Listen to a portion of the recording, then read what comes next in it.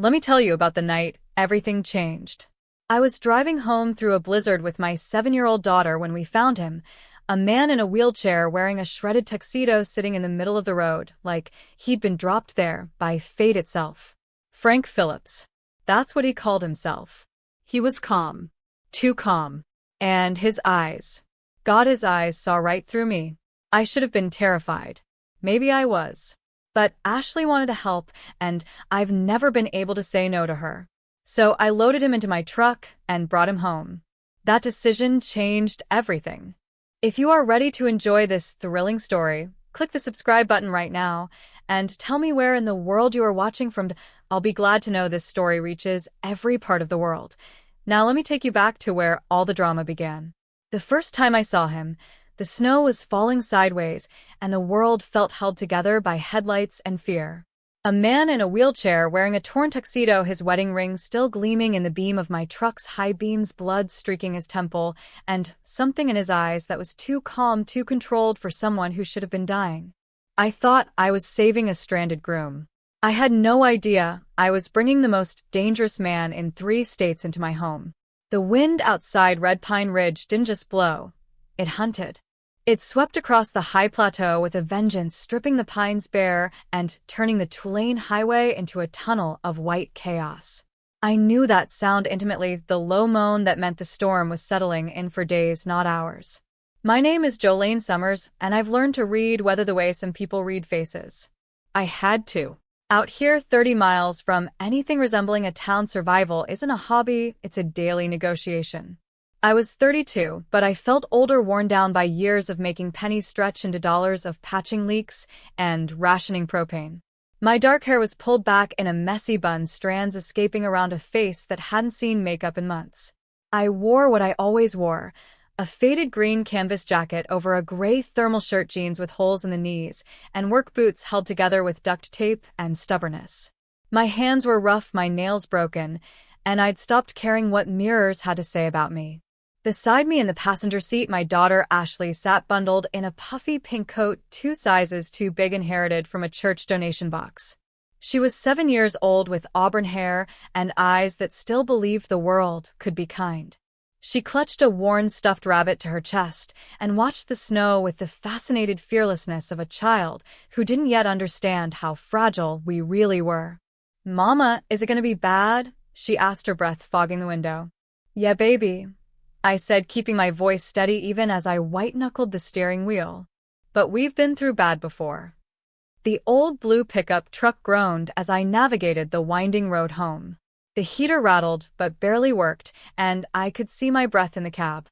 We'd been in town picking up groceries, ramen noodles, canned soup, the cheapest bread on the shelf, and I'd watched the sky darken with a dread that sat heavy in my chest. We needed to get home before the road became impassable. That's when the headlights caught him. I nearly screamed. I slammed the brakes, and the truck fishtailed on the ice before jerking to a stop. Ashley yelped, clutching the dashboard. "Mama, what?" "Stay in the truck," I ordered, my heart hammering. There in the middle of the road, illuminated like something out of a fever dream, was a man in a wheelchair. Not just any wheelchair. He was dressed in a tuxedo, tattered and stained, the jacket torn at the shoulder. Blood streaked his cheek, dark against pale skin. His left hand gripped the armrest, his right hung limp, and on his finger a gold wedding band caught the light. He didn't wave, didn't call out. He just sat there watching my truck with eyes that were sharp and assessing even through what had to be excruciating pain. I sat frozen, my instincts at war. Every true crime podcast I'd ever listened to screamed at me to drive away. Stranger danger. Isolated road. Storm coming. This was how horror stories started. But Ashley's voice cut through my fear. "Mama, he's hurt. We have to help him." "Baby, we don't know him." "Mama, please." I looked at my daughter, her eyes wide and pleading, and then back at the man in the snow. The wheelchair's wheel was bent at an unnatural angle. He wasn't going anywhere. If I left him, he'd be dead by morning. I cursed under my breath and threw the truck into park. "Lock the doors. Do not get out." I grabbed the tire iron from under the seat, a pathetic weapon but better than nothing, and stepped into the storm. The cold hit me like a fist. I approached slowly, my boots crunching in the snow, the tire iron hidden behind my back. Are you hurt? I called over the wind. Yes. His voice was low, calm, almost polite. Wrong. Everything about this was wrong. An injured man should be panicking, begging for help. He sounded like he was ordering coffee. What happened? I was left behind. He gestured at the wheelchair with a bitter smile. Wedding didn't quite go as planned. I moved closer, studying him. Mid-30s maybe. Dark hair slicked back with snow. Strong jaw. Expensive suit even ruined. And those eyes, gray and cold, and watching me with an intensity that made my skin crawl. Where's your car? Gone. Like my bride. Your phone. Broken. I should have walked away. Every fiber of my being screamed that this man was dangerous, that there was something profoundly wrong with this picture. But Ashley was watching from the truck, her face pressed to the glass, and I could already feel the temperature dropping. My cabin's 2 miles up the road, I said slowly. Storm's getting worse. You'll freeze out here. I know. Can you transfer into the truck bed? He looked at me for a long moment and then shook his head. No. I'll need help. I hesitated. Then I lowered the tire iron and moved to his side. He was heavier than he looked, solid muscle beneath the ruined tuxedo. As I helped him shift, his hand brushed mine, and I felt calluses rough and thick. Not the hands of a man who'd lived soft. I loaded him into the truck bed, wedging the broken wheelchair beside him, and threw a tarp over both. Ashley watched wide-eyed as I climbed back into the cab. Is he okay, Mama? I don't know, baby. I really don't know. The 2 miles home felt like 20. The man, he'd said his name was Frank Phillips, said nothing from the back. When we finally pulled up to our cabin, a weather-beaten A-frame that leaked and creaked, but was ours, I killed the engine and sat for a moment staring at the dark windows. I'd just brought a stranger into our lives. A stranger in a torn tuxedo with blood on his face and a wedding ring on his finger. A stranger who was too calm, too controlled for someone who should have been desperate. Ashley squeezed my hand. You did good, Mama. I hoped she was right. Getting Frank Phillips inside wasn't graceful. I backed the truck as close to the porch as I could, then half-dragged, half-carried him through the front door while Ashley held it open.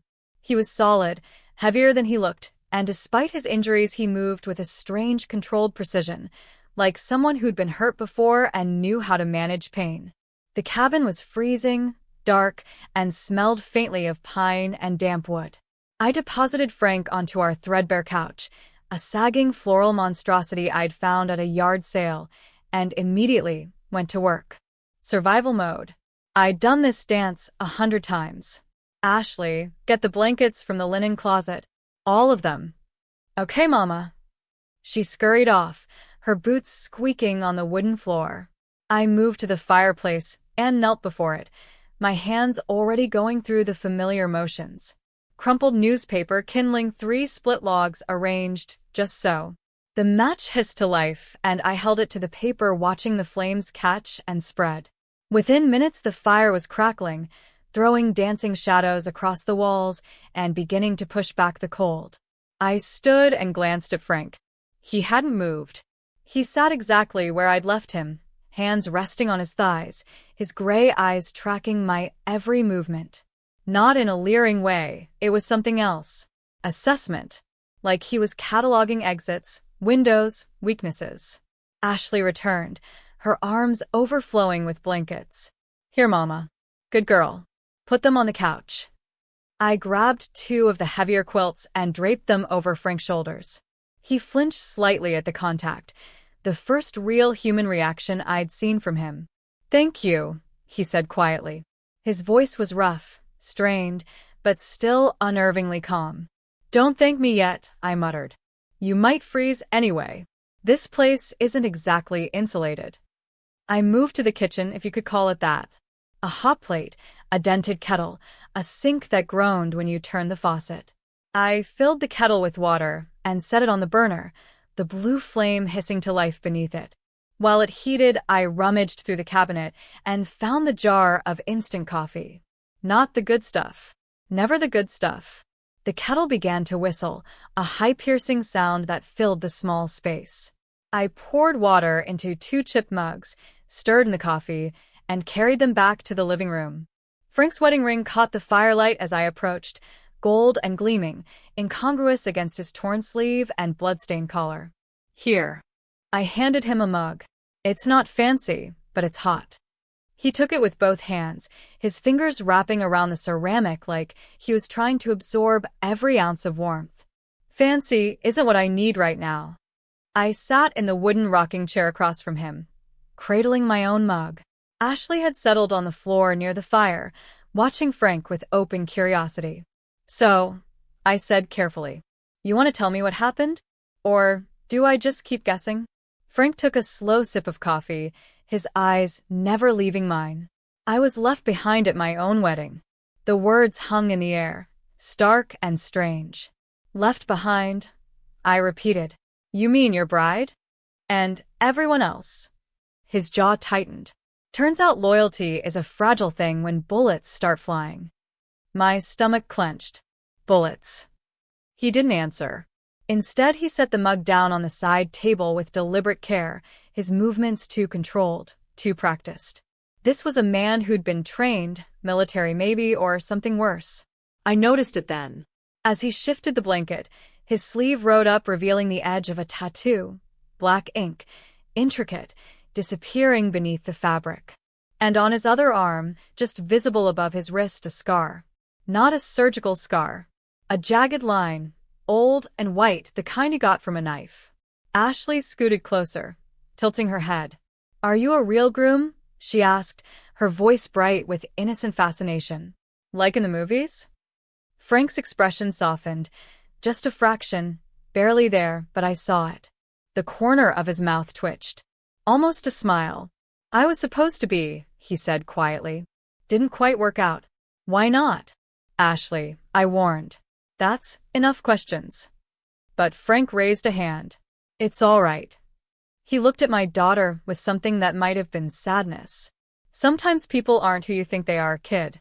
And sometimes weddings don't end well. Ashley frowned, processing this. Then she shrugged and went back to staring at the fire, satisfied. I watched Frank over the rim of my mug. He was scanning the room again, his eyes moving from the door to the windows to the fireplace. Calculating. Measuring. His posture was relaxed, but there was a coiled tension beneath it, like a spring wound too tight. You're hurt, I said. That blood on your face. It's not mine. The words dropped between us like a stone. I set my mug down slowly. Whose is it? Someone who's not a problem anymore. Jesus. My pulse quickened, but I kept my voice steady. You need a doctor. No doctors. His tone turned sharp, final. No hospitals. No police. That's not. I mean it. His gray eyes locked onto mine, and for the first time I saw something raw beneath the control. Desperation. Please. I just need a few days. Then I'll be gone. You'll never see me again. I should have kicked him out right then. Thrown him back into the snow and locked the door. But something stopped me. Maybe the exhaustion in his voice. Maybe the way Ashley was looking at him like he was some kind of tragic fairy tale prince. Or maybe it was just that I recognized the look in his eyes. The look of someone who'd lost everything and was barely holding on.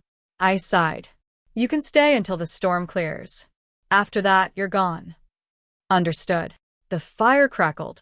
The wind howled outside. Ashley yawned and curled up on the rug, pulling a blanket over herself. Frank was still watching me, his expression unreadable. Then he spoke, his voice soft. You shouldn't have stopped. I met his gaze, my heart beating too fast, and answered the only way I could. You're right, but I did. By morning, the storm had teeth. I woke to the sound of wind screaming against the cabin walls, a relentless howl that seemed to shake the very bones of the structure. The windows rattled in their frames, and snow had found its way through cracks I didn't even know existed, leaving small white drifts on the windowsills. The power had been flickering all night. Now it gave up entirely with a final surge and a soft pop from the ancient fuse box. The cabin plunged into gray dimness, lit only by the weak dawn light struggling through the snow-covered windows and the dying embers in the fireplace. I sat up on the floor where I'd spent the night. I'd given Frank the couch and Ashley my bed, and rubbed my eyes. Every muscle ached. The cold had settled deep into my bones. Frank was already awake. He sat upright on the couch, the blankets pulled around his waist, his eyes fixed on the front door. He hadn't moved to the wheelchair I'd brought inside. He just sat there, perfectly still, watching. "Morning," I said, my voice hoarse. He turned his head slightly. "Morning. Sleep at all?" "Some." Liar. I could see the exhaustion etched into his face, the dark circles under his eyes. He'd been awake all night. I fed the fire first, 3 more logs, carefully placed, and set the kettle on the camping stove I kept for emergencies. While the water heated, I watched Frank. He'd shifted his position on the couch, so he had a clear line of sight to both the front door and the window. His hands rested on his lap, but his fingers kept tapping a silent rhythm against his thigh. Restless. Anxious. "You expecting someone?" I asked. His fingers stilled. No. "You keep looking at that door like you are." "Habit." "What kind of habit?" He didn't answer. Instead, he pushed himself up awkwardly, testing his weight. He winced but managed to stand, one hand braced against the couch. He limped to the nearest window and checked the lock. Then the next window. Then the back door. I followed him with my eyes. "Frank, what are you running from?" He paused at the window, his hand on the lock, and looked out at the whiteout beyond. "Nothing you need to worry about." "I'm already worried." He turned to face me, his expression hard. "Then you shouldn't have picked me up." Yeah, well. "Too late now." The kettle whistled. I made coffee, instant again, bitter and barely drinkable, and handed him a mug. He took it but didn't drink. Just held it, staring into the dark liquid like it held answers. We stood there in the flickering firelight, the storm raging outside, 2 strangers trapped together with secrets between us. Finally, I broke the silence. "My husband left 3 years ago. Just walked out one night and never came back. No note, no explanation. I don't even know if he's alive." Frank looked up, surprised. I don't know why I told him. Maybe because the storm made the world feel small and confessional. Maybe because I was tired of carrying it alone. "Ashley doesn't remember him." I continued, my voice quieter now. "She was 4. I think that's a mercy. But me. I remember everything. The waiting. The hoping. The slow realization that he wasn't coming back. That I was on my own." Frank was quiet for a long moment. Then he said, "I'm sorry." No platitudes. No empty reassurances. Just those 2 words, and somehow they meant more than anything else anyone had said to me in 3 years. "Yeah," I whispered. "Me too." Ashley emerged from the bedroom around midday, her hair wild from sleep, dragging her stuffed rabbit. She assessed the situation, the storm, the powerless cabin, Frank still sitting in his strategic position by the window, and announced, "I'm bored." "We could read," I offered. "Already read all my books a million times." "Draw." Too cold for my fingers. Frank cleared his throat. "Do you have cards?" Ashley's eyes lit up. "Yeah, Mama. Where are the cards?" I found the battered deck in the kitchen drawer and handed it to her. She immediately plopped down on the floor in front of Frank and began shuffling with more enthusiasm than skill, cards flying everywhere. "Do you know Go Fish?" she asked. "I do," Frank said. A small smile tugged at his mouth. "Been a while, though. I'll teach you again. Just in case you forgot." I watched from the kitchen as they played. Ashley was relentless, chattering away about the rules, about her rabbit Mr. Fluffington, about how she wanted a dog, but we couldn't afford one. Frank listened to all of it, nodding seriously, occasionally asking questions that made her giggle. And then it happened. Ashley made a particularly terrible joke, something about a fish with no eyes being a FSH, and Frank laughed. Really laughed. It was sudden, startled, like the sound surprised even him. His whole face transformed, the hard edges softening, the gray eyes crinkling, and for just a moment, he looked younger, lighter, almost carefree. Ashley beamed, delighted that she'd made him laugh. and I felt something crack open in my chest. Something warm and dangerous. I'd been cold for so long. Cold from poverty, from loneliness, from the daily grind of survival. But watching Frank laugh at my daughter's joke, watching him sit on our worn floor and play cards like a normal person, I felt warmth that had nothing to do with the fire. It terrified me. That evening, after Ashley had fallen asleep curled up in blankets by the hearth, I went to get more firewood from the small storage closet. That's when I saw him. Frank had pulled himself over to the corner where I kept my father's old hunting rifle. It was a relic, barely functional, something I'd kept more for sentimental value than protection. I hadn't touched it in years. But Frank had it now. And he wasn't just holding it. He was reassembling it. His hands moved with practiced precision, checking the chamber, testing the bolt action, running his fingers along the barrel. No hesitation. No fumbling. Every movement was expert, automatic, the muscle memory of someone who'd done this 1,000 times. I froze in the doorway, my heart pounding. He sensed me and looked up. Our eyes met. It was jammed, he said quietly, setting the rifle down. I fixed it. Where did you learn to do that? He held my gaze for a long moment. Then he looked away. Somewhere I'd rather forget. The fire crackled. The wind howled. And I realized with absolute certainty that Frank Phillips, whoever he really was far more dangerous than I'd imagined. And I just let him into my home. The storm broke on the third morning like a fever finally releasing its grip. The wind died to a whisper. The snow stopped falling, and pale sunlight struggled through the clouds, casting long blue shadows across the drifts that had swallowed the world. I stood at the window watching the silence settle, a coffee mug warming my hands. Behind me I could hear Ashley's soft breathing as she slept, finally exhausted from 2 days of restless energy. The cabin smelled of wood smoke and instant coffee, and something else, the particular tension that comes from strangers living too close together. Frank was awake. He was always awake. I turned to face him. He sat on the couch, the hunting rifle across his lap, methodically cleaning it with a cloth he'd torn from an old shirt. His movements were calm, efficient, almost meditative. "We need to talk," I said quietly. He didn't look up. "I know. That rifle. The way you move. The way you watch everything like you're waiting for an attack." I set my mug down with more force than I intended. "Who are you really?" Frank's hands stilled.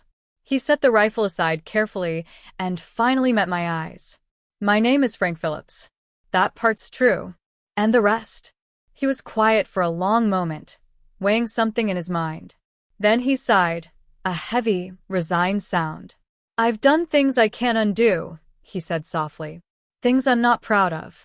And some of the people involved, they're looking for me." My heart hammered against my ribs. "What kind of things?" "The kind that keep you awake at night. The kind that teach you how to strip a rifle in the dark and check locks before you sleep and never sit with your back to a door." He rubbed his face with one hand. "I was someone important once. Powerful. And power makes enemies. Are we in danger? Ashley and me? Not if they don't find me. Not if I leave before they do." I moved closer, my arms wrapped around myself. "The wedding. Your bride. Was any of that true?" "All of it." His voice cracked slightly. "She's dead." "They killed her to get to me.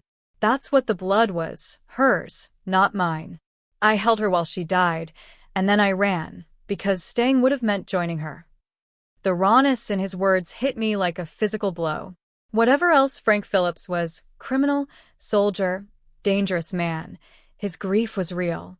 I'd worn that same grief when my husband left. Different circumstances, maybe, but the same hollow ache.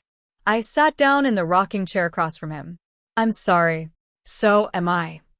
The fire crackled between us.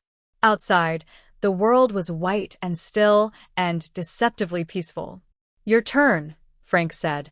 "Tell me about you. The real story, not just what you've let slip." I hesitated. But fair was fair. My husband left when Ashley was 4. Just vanished. I thought maybe he'd been in an accident, that something terrible had happened. Spent 6 months searching, calling hospitals, filing reports. Then I found out he'd cleaned out our savings account 3 days before he disappeared. Every penny we had. Frank's jaw tightened. I lost the house. Lost everything. We ended up here because it was the only place I could afford, this falling-apart cabin in the middle of nowhere. I work 3 jobs when I can get them. Cleaning, waitressing, whatever pays. But it's never enough. The bills keep coming and I keep falling further behind, and some days... My voice broke. Some days I'm so tired I can barely breathe. And I'm terrified that one day I'll wake up and there'll be nothing left to hold on to. You have Ashley. I know. She's the only reason I keep going. But I'm so scared I'm failing her. That she'll grow up and realize her mother couldn't give her anything. Not a future, not security, not even heat in the winter. Frank leaned forward, his elbows on his knees. You're not failing her. She has something more valuable than money. What's that? You. Someone who fights for her every single day. Someone who stops for strangers in snowstorms because she's teaching her daughter that compassion matters. He paused. Trust me, that's worth more than you know. Tears burned behind my eyes. I blinked them back. You're not afraid of me? Frank asked quietly. I looked at him, really looked at him. The scars, the exhaustion, the dangerous competence barely concealed beneath his calm exterior. He could probably kill me without breaking a sweat. But somehow that wasn't what frightened me. Not as much as I'm afraid of losing everything again, I admitted. At least with you, I know the danger. It's honest. The world out there? It lies. It promises and then takes everything away when you're not looking. Something shifted in his expression. Understanding, maybe. Or recognition. I get that, he said. We sat in silence as the afternoon light faded. Ashley woke eventually, groggy and disoriented, and curled up between us on the floor. I made more coffee. Terrible, bitter, perfect, and we passed the mugs back and forth while the fire died to embers. Frank told stories about places he'd been, carefully edited, but vivid enough that Ashley hung on every word. I found myself watching his face in the firelight, the way his eyes crinkled when he almost smiled, the careful way he chose his words around my daughter. Our hands brushed as I handed him his mug. The touch lingered half a second too long. He noticed. I noticed.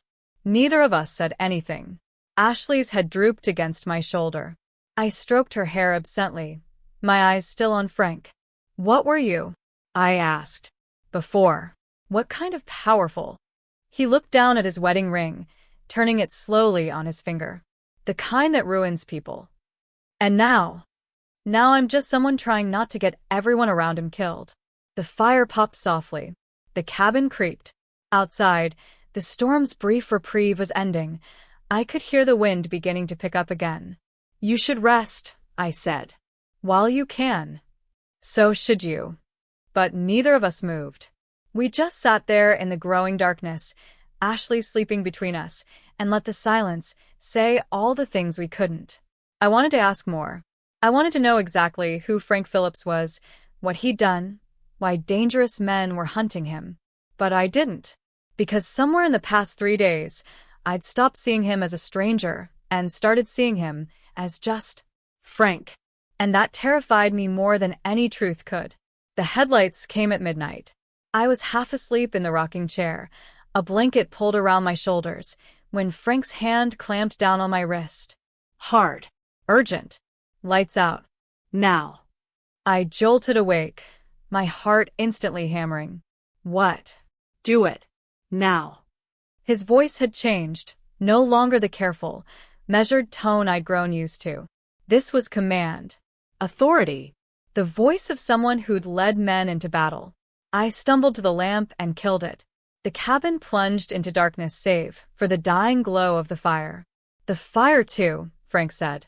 He was already moving, pulling himself toward the window with frightening speed despite his injuries. Smother it. My hands shook as I grabbed the fire blanket and threw it over the embers. Smoke billowed up, acrid and choking. In the sudden darkness, I could see what Frank had seen. Headlights. 2 sets. Cutting through the trees like searchlights, still distant, but closing fast. Ashley. My voice cracked. Ashley, baby, wake up. She stirred on the floor, confused and frightened. Mama? Frank's voice cut through the darkness, sharp and controlled. Jolene, listen to me. Take your daughter and go to the cellar. Right now. Lock the door from the inside, and do not come out until I tell you. Do you understand? Frank, what's happening? Do you understand? I'd never heard that tone from him. It wasn't anger. It was absolute, unquestionable authority. Yes, I whispered. Go. Now. I scooped Ashley into my arms. She was crying now, scared, and ran for the small cellar door in the back corner of the cabin. My hands fumbled with the latch. Behind me, I heard Frank moving, heard the metallic click of the rifle's action, heard him position himself. Mama, I'm scared. I know, baby, I know. It's okay. We're okay. The words were lies, but I said them anyway. I got the cellar door open and practically fell down the narrow stairs, pulling Ashley with me. The cellar was tiny, dirt-floored, smelling of earth and mildew. I found the interior latch and threw it, locking us in. Then I pulled Ashley close, covering her ears with my hands, and waited. The SUV's engines grew louder. Closer. I heard them stop, doors slamming. Voices, men's voices, muffled through the cabin floor. Then Frank's voice, clear and cold. You shouldn't have come here. Should have stayed dead, Phillips. A different voice. Hard. Mocking. Did you really think you could run from us? I wasn't running. I was giving you a head start. A beat of silence. Then the world exploded. Gunfire shattered the night. The sound was deafening even through the floor and my hands, sharp cracks that seemed to shake the very foundation of the cabin. Ashley screamed against my chest. I held her tighter, my own scream trapped in my throat. Glass shattered. Wood splintered. The rapid percussion of automatic weapons tore through the walls, and beneath it all the precise, measured response of Frank's rifle. Pop, pop, pop. Each shot deliberate, controlled. A man screamed. Then another. More gunfire. Something heavy crashed to the floor above us. I heard Frank's voice, shouting commands in a language I didn't recognize. Heard the scrape of the wheelchair across the floor. It felt like hours, but it couldn't have been more than 2 minutes. Then silence. Terrible, ringing silence. I held Ashley, both of us trembling, neither of us breathing. Above us, I heard movement. Slow. Careful. Jolene. Frank's voice, hoarse. It's clear. You can come up. I didn't move. Jolene. They're gone. Come up. Please. Slowly, my hands shaking so badly I could barely work the latch, I unlocked the cellar door. I made Ashley stay behind me as I climbed the stairs. The cabin was destroyed. The windows were shattered, snow already blowing in through the jagged openings. Bullet holes peppered the walls. The couch was torn apart, stuffing bleeding out onto the floor. The air was thick with gun smoke and the acrid smell of cordite. And Frank sat in his wheelchair by the window, the rifle still in his hands, breathing hard. Don't look outside, he said quickly. Don't let Ashley see. But I'd already looked. There were bodies in the snow. 3 of them. Dark shapes illuminated by the running lights of the SUVs, their engines still idling. The snow around them was black in the moonlight. My stomach lurched. I pressed my hand to my mouth. You killed them. Yes. You. There are dead men in my yard. Jolene. Frank set the rifle down and turned to face me. His hands were steady. His voice was steady. Everything about him was steady except his eyes. His eyes were haunted. I need you to listen to me very carefully. I couldn't breathe. Couldn't think. Ashley clung to my leg, sobbing. My name is Frank Phillips. I was the head of the Phillips Syndicate. We controlled territory in 3 states, everything from the Canadian border to Colorado. My family's been in this business for 4 generations. I inherited an empire. He paused. 2 weeks ago, my second-in-command, my best friend, decided he wanted that empire for himself.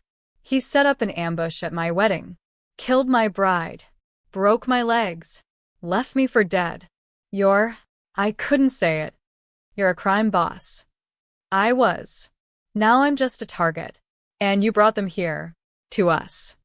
My voice was rising, hysteria creeping in. You brought killers to my home. To my daughter. Yes. He didn't flinch. And I will never forgive myself for that. But I didn't know they'd found me. I didn't know they could track me. I thought I had time. Time for what? To disappear. To die somewhere far away from anyone who could get hurt. He looked at me, and for the first time since I'd met him, Frank Phillips looked small. Broken. I never wanted this. Any of this. Ashley was still crying. I pulled her close, my mind spinning. There were bodies outside. Dead men. Killers who'd come for Frank and found us instead. You're telling me, I said slowly, my voice shaking, that I brought a crime boss into my home? Frank held my gaze. No, he said quietly. You brought a dead man back to life. The wind howled through the broken windows. Snow swirled across the floor.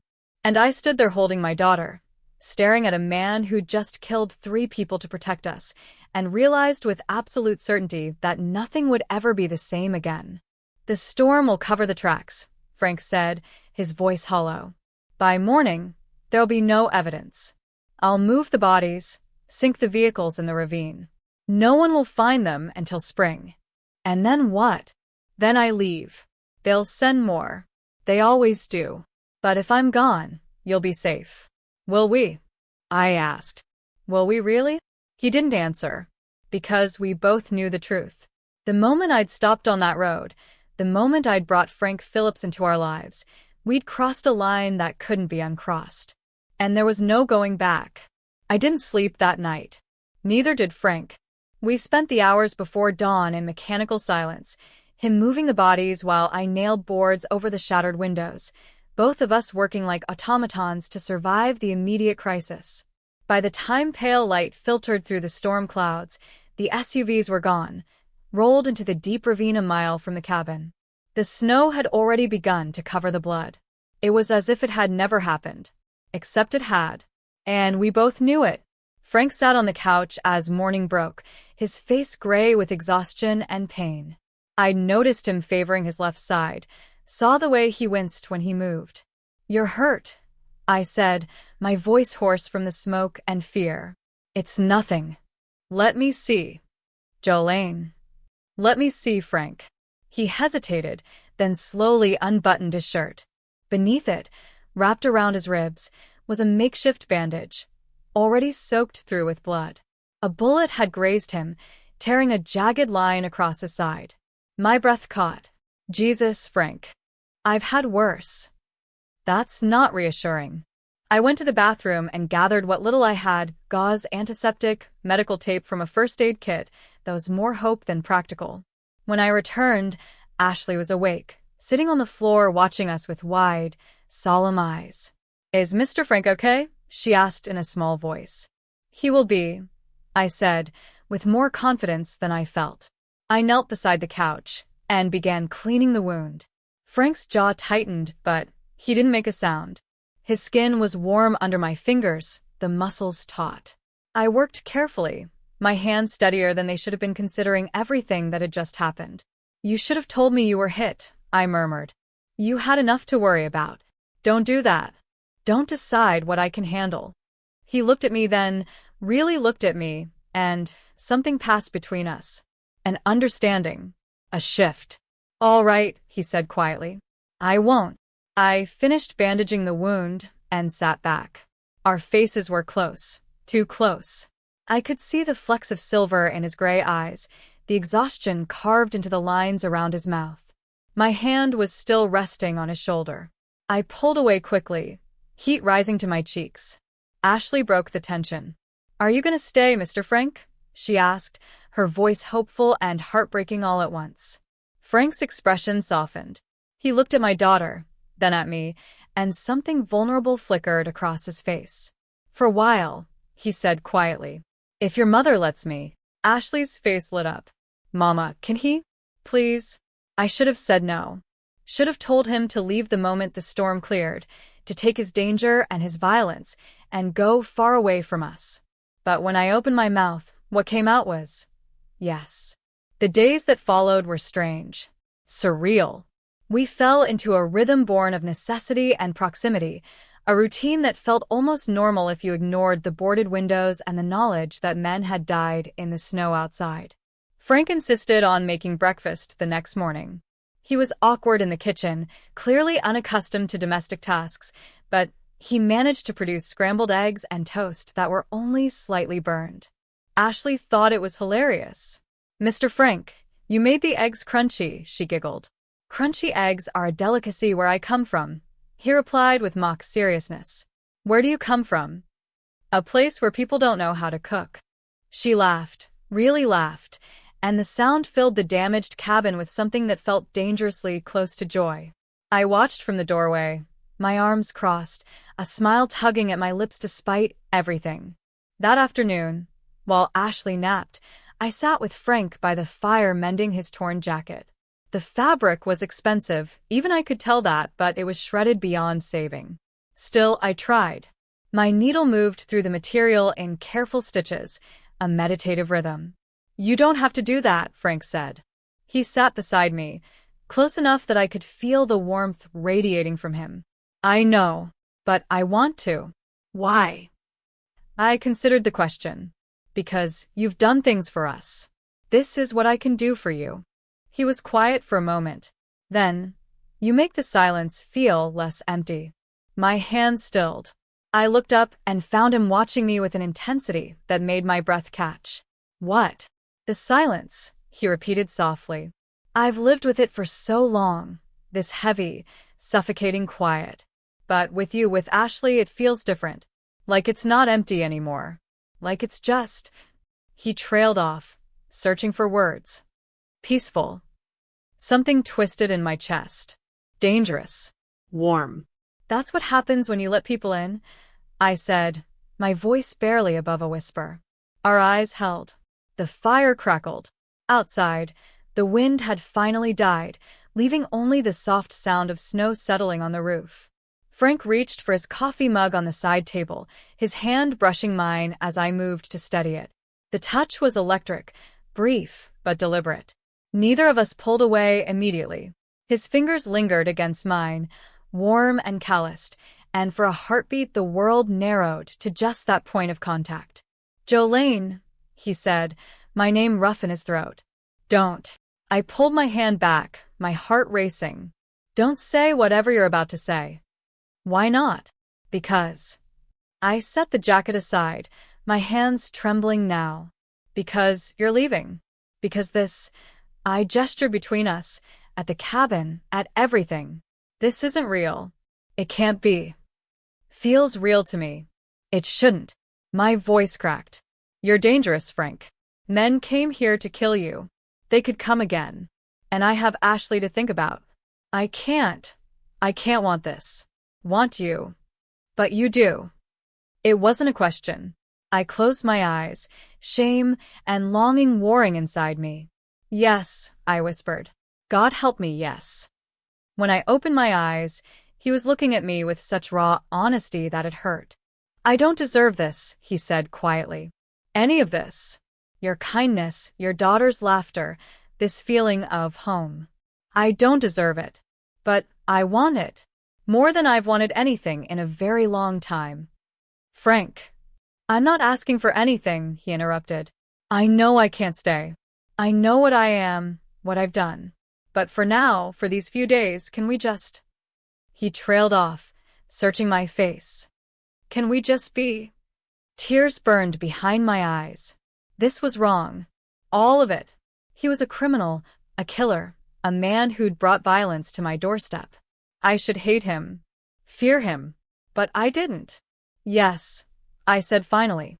"We can be." His shoulders sagged with something like relief. He reached out slowly, giving me time to pull away, and tucked a strand of hair behind my ear. His touch was gentle, reverent. "Thank you," he whispered. We sat there as the afternoon light faded, not touching but close enough to feel each other's warmth, and let ourselves have this one impossible thing. Just for a little while. The satellite phone rang on the fourth day. I didn't even know Frank had a satellite phone until I heard the muted buzz coming from his jacket pocket. He'd been standing at the window, staring out at the white expanse, his posture tense in a way I'd learned to recognize meant trouble. He pulled the phone out and looked at the screen. His jaw tightened. "Don't answer it," I said from across the room. He answered it anyway. Yeah. His voice was flat, emotionless. He listened for a long moment, his face growing harder with each passing second. "How long?" "I see." No. "No, I'll handle it." He ended the call and stood there, the phone still in his hand, staring at nothing. "Frank, they're coming." His voice was hollow. "More of them. My contact says they've tracked the missing men here. They'll arrive by tomorrow, maybe sooner if the road's clear." My stomach dropped. "How many?" "Enough." He turned to face me. "I need to leave. Tonight. I'll take one of their vehicles. There's one I hid further down the road. I'll lead them away from here. Make them think I've moved on. And then what? Then you and Ashley stay safe." "That's not a plan, Frank. That's suicide." "It's the only option." He moved toward the couch, started gathering his few belongings, the jacket I'd mended, the wedding ring he'd tucked into his pocket. "I never should have stayed this long. I've put you both in danger, and I—" "Stop." I crossed the room, my hands balling into fists. "Just stop." He paused, looking at me. "You don't get to do this," I said, my voice shaking with anger and fear. "You don't get to walk out into the snow and die for us like some tragic hero. That's not noble, Frank. That's just giving up." "I'm not giving up. I'm protecting you." "By getting yourself killed? How does that protect anyone?" I was shouting now, all the fear and tension of the past days boiling over. "You think Ashley won't be devastated? You think I won't?" I stopped myself, the words catching in my throat. "Won't what?" His voice was soft, dangerous in its gentleness. "Won't care," I finished weakly. "We care about you, Frank. Ashley adores you." And I pressed my palms against my eyes. "God, I don't even know what I feel anymore, but I know I can't just let you go die." "Jolene." He stepped closer. "Look at me." I lowered my hands. He was right there, close enough to touch, his gray eyes searching mine. "You don't owe me anything," I said, my voice breaking. "We helped you because it was the right thing to do. You don't have to sacrifice yourself to repay some debt." "That's where you're wrong." His hand came up, hesitant, and cupped my cheek. The touch was warm, careful, devastating. "You and that little girl, you made me want to live again." My breath caught. When my wife died, when everything fell apart, I was already dead inside, he continued, his voice raw. I was just a body going through motions, waiting for someone to finish the job. But then you stopped. "You brought me here." Ashley made me laugh. "You looked at me like I was a person, not a monster." His thumb brushed across my cheekbone. "You made me remember what it felt like to be human." "Frank, I don't want to die, Jolene. For the first time in months, I actually want to live. But I want you and Ashley to live more." His voice cracked. "And if leaving means you're safe, then that's what I have to do." No. Tears spilled down my cheeks. "There has to be another way." "There isn't." "Then we fight. We call the police, and tell them what? That a mob boss is hiding in your cabin? That you've been harboring a fugitive? That there are bodies buried in the snow?" He shook his head. "The moment the authorities get involved, you become complicit. You lose Ashley. Is that what you want?" "I want you to stay." The words hung between us, raw and honest and impossible. The wind had picked up again. I could hear it beginning to howl around the cabin, the storm returning like it had been waiting for this moment. Moonlight filtered through the gaps in the boarded windows, painting silver stripes across Frank's face. "I can't," he whispered. "Then don't." I grabbed his shirt, my fingers twisting in the fabric. "Don't be noble. Don't be self-sacrificing. Just stay. Fight with us instead of for us. We'll figure something out together." His other hand came up, cradling my face, and we stood there frozen in the silver light. His gaze dropped to my lips. My heart hammered, so hard I thought it might break through my ribs. "Jolene," he breathed, leaning closer. I tilted my face up, my eyes fluttering closed, the space between us collapsing. "Mama?" We jerked apart. Ashley stood in the doorway to the bedroom. Her rabbit clutched to her chest, her eyes wide and frightened. "What's wrong?" she asked, her voice small. "Why are you crying?" I wiped my face quickly. "Nothing, baby. Everything's fine." But Ashley wasn't fooled. She looked between me and Frank, her 7-year-old intuition reading the truth in our faces. "You're leaving," she said to Frank. Not a question. An accusation. Frank's face crumpled. He lowered himself awkwardly to one knee, so he was at her eye level. "Ashley, you promised you'd stay for a while." Her lip trembled. "You promised." "I know, kid. I know." His voice was thick. "But sometimes grown-ups have to break promises to keep people safe. I don't want you to be safe somewhere else." Tears rolled down her cheeks. "I want you to be safe here. With us." He pulled her into a hug, his arms wrapping around her small frame. Over her shoulder, his eyes met mine, full of anguish and resignation, and something that looked heartbreakingly like love. "I'm sorry," he whispered. I didn't know if he was talking to Ashley or to me. Maybe both. Ashley pulled back, her hands on his shoulders. "You're coming back though, right? After you're done being safe." Frank's jaw worked. He looked at me helpless. I knelt beside them, my hand finding his. "Yes," I said firmly before he could speak. "Yes, he's coming back. Jolene." "You're coming back," I repeated, squeezing his hand hard. "Because that's the promise you're going to keep." His eyes searched mine. Then slowly, almost imperceptibly, he nodded. "Yeah, kid," he told Ashley, his voice rough. "I'm coming back."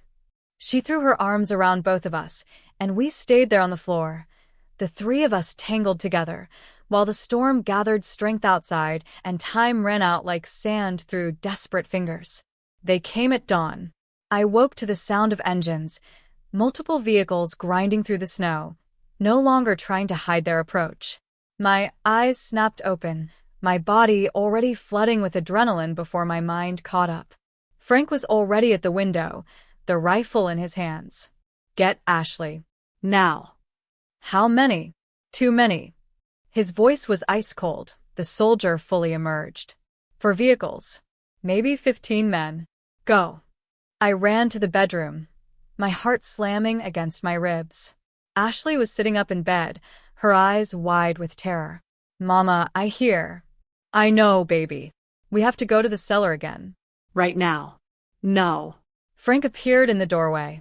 "They'll burn us out. They know that trick now." He looked at me, his face hard. "You're going out the back window.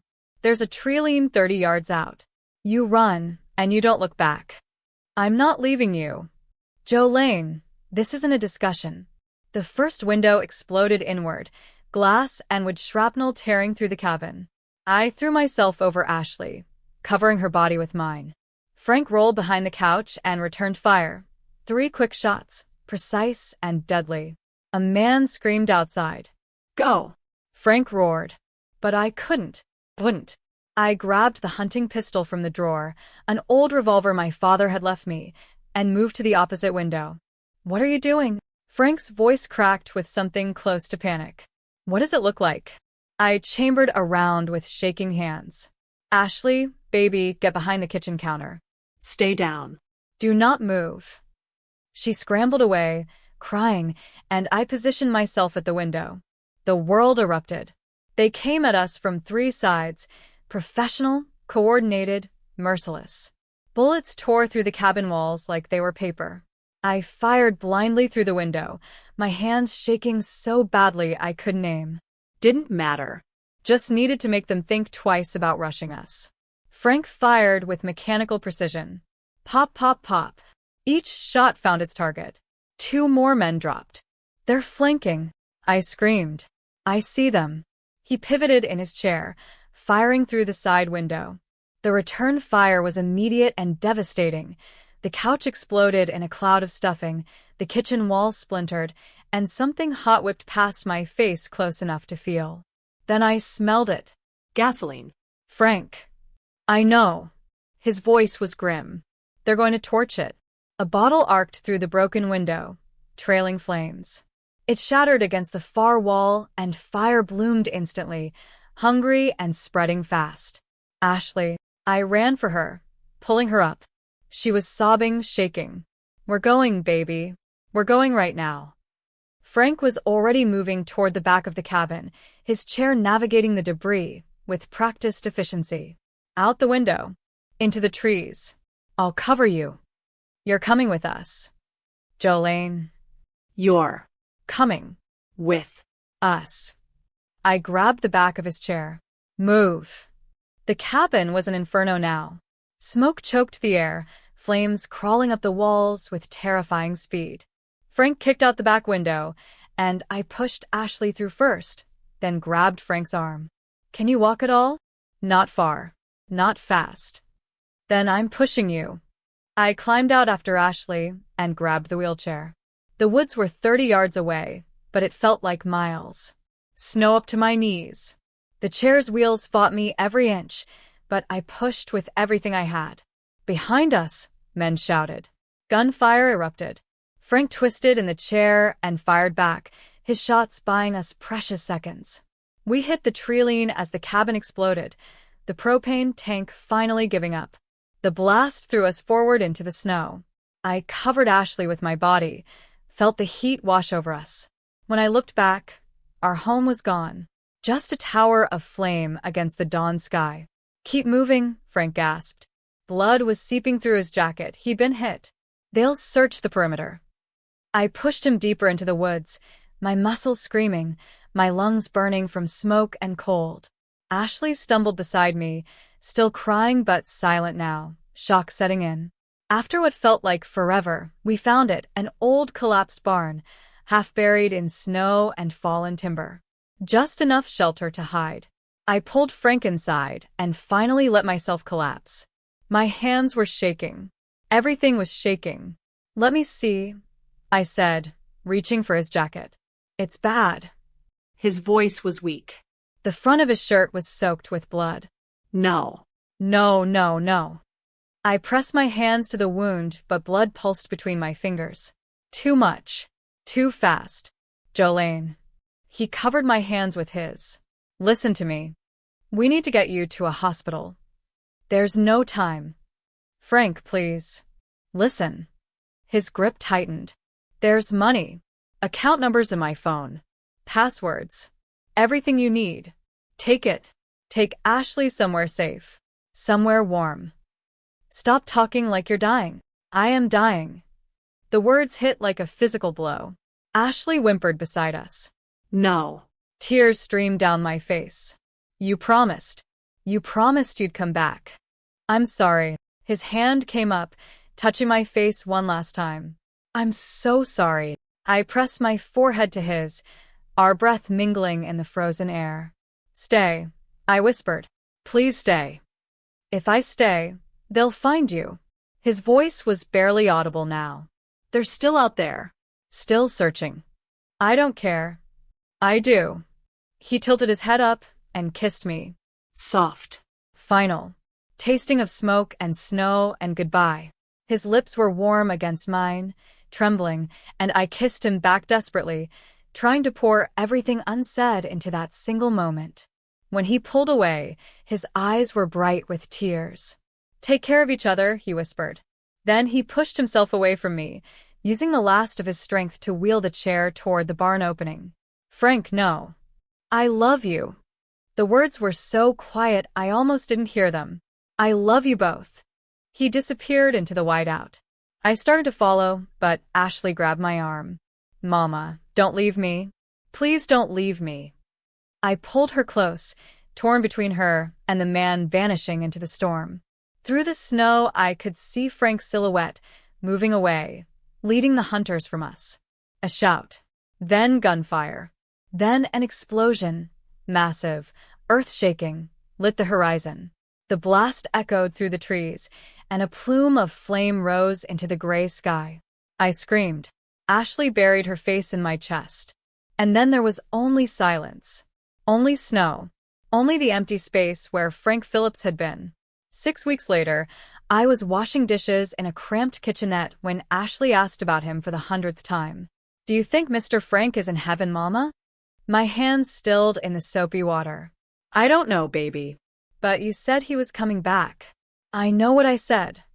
The temporary shelter wasn't much. A single room in a church-run facility 40 miles from Red Pine Ridge.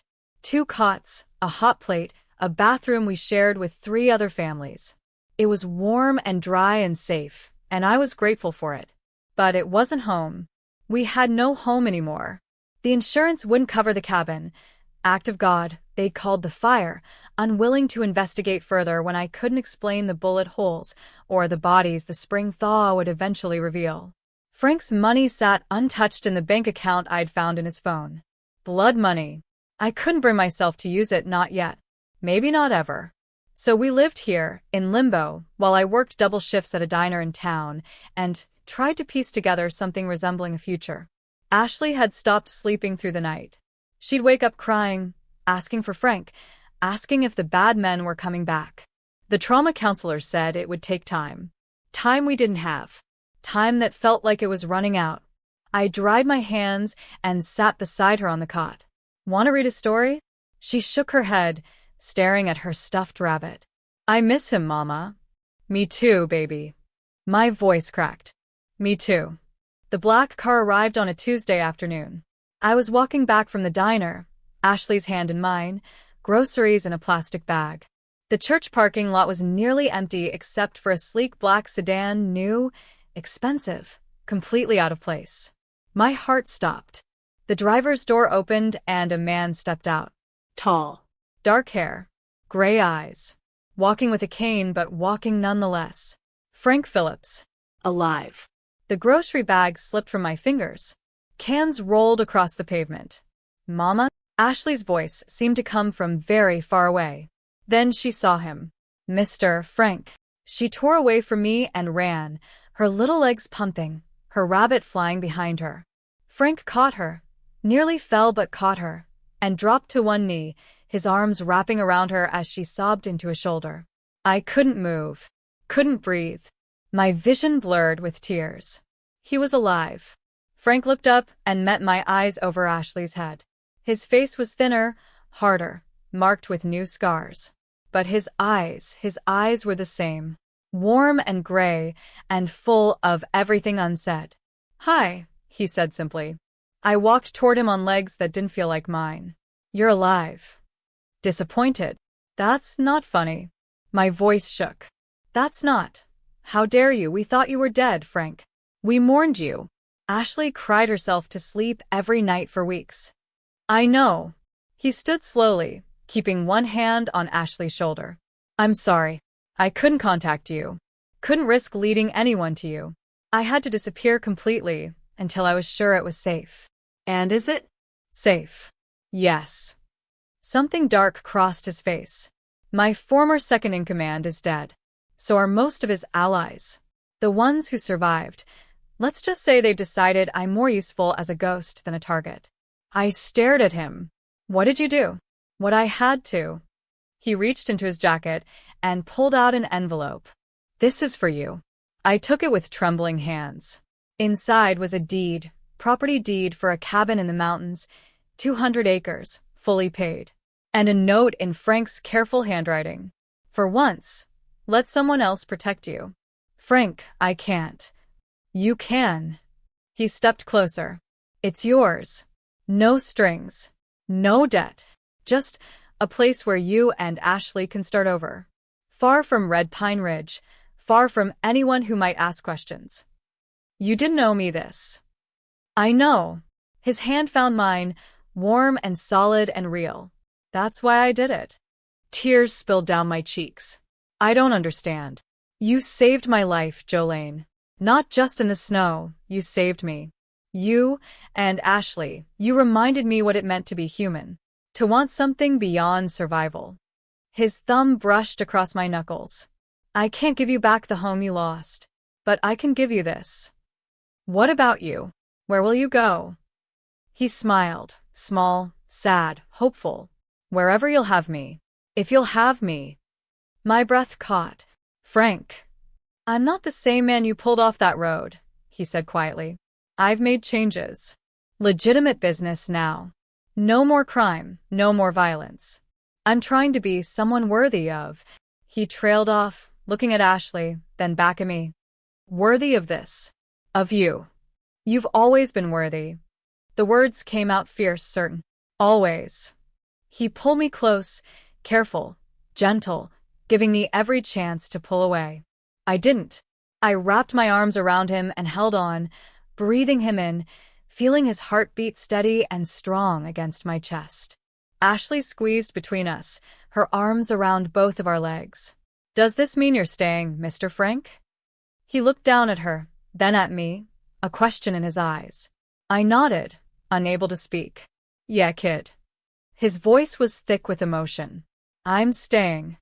Ashley cheered. Frank laughed, that same surprised, delighted sound I'd first heard by the firelight weeks ago. And I felt something in my chest that had been frozen for so long finally begin to thaw. Later, after Ashley had fallen asleep in the car, after we'd loaded our meager possessions and started the drive to our new home, Frank reached across and took my hand. Thank you, he said quietly, for giving me a second chance. I laced my fingers through his. Thank you for coming back. We drove in comfortable silence, the mountains rising ahead of us, the past falling away behind. The storm had taken everything from us, our homes, our safety, our certainty about who we were and what we wanted. And somehow, impossibly, it had given something back. Not a fairy tale ending. Not a perfect resolution. Just a quiet promise, held in clasped hands and stolen glances. Just the fragile, precious hope that maybe, we could build something new from the ashes of everything we'd lost. That love could bloom in the unlikeliest places. That redemption could come wrapped in snow and silence and second chances. That a single mom, a little girl, and a man trying to escape his past could find, against all odds, a future worth fighting for. Together.